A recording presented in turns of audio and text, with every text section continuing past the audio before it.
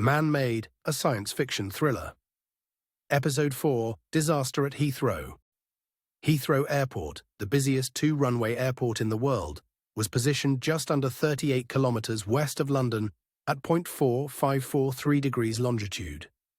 The Air Traffic Control Tower, ATC, stood 89 meters high, with the control room just below that at roughly 85 meters, providing the operators a commanding 360-degree view of the surrounding countryside, including a stunning panorama of the London skyline.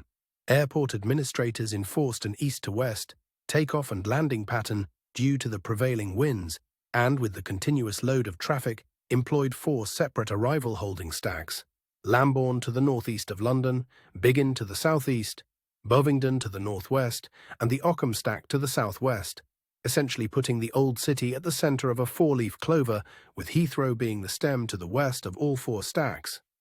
Heathrow handled more than 1,300 flights a day.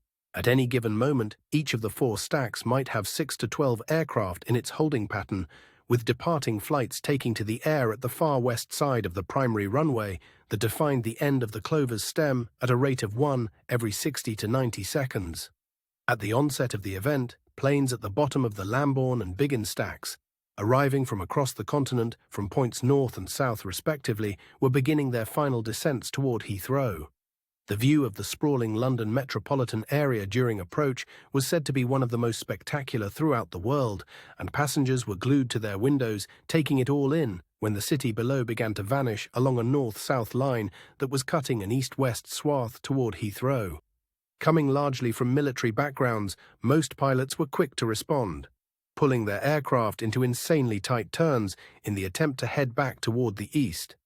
Unfortunately, some planes were simply too close already to avoid crossing the prime meridian, and in a fraction of a second, passengers in the jets still on hold observed groups of flailing naked people falling from where they had been sitting in their commuter planes and jumbos just a moment before. Unprepared for the sudden evasive maneuvers, 2 cargo carriers collided in a fireball before their momentum carried them into the affected zone, leaving nothing but smoke hovering over the safe side.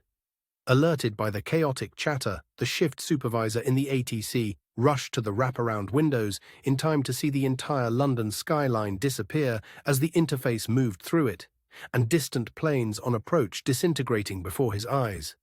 Initially stunned, his military training also kicked in, and he barked orders at every controller to wave off all incoming flights, those from the east to return in the direction they had come to land at other airports, and those from the west to turn 180 degrees and keep going until the situation was resolved.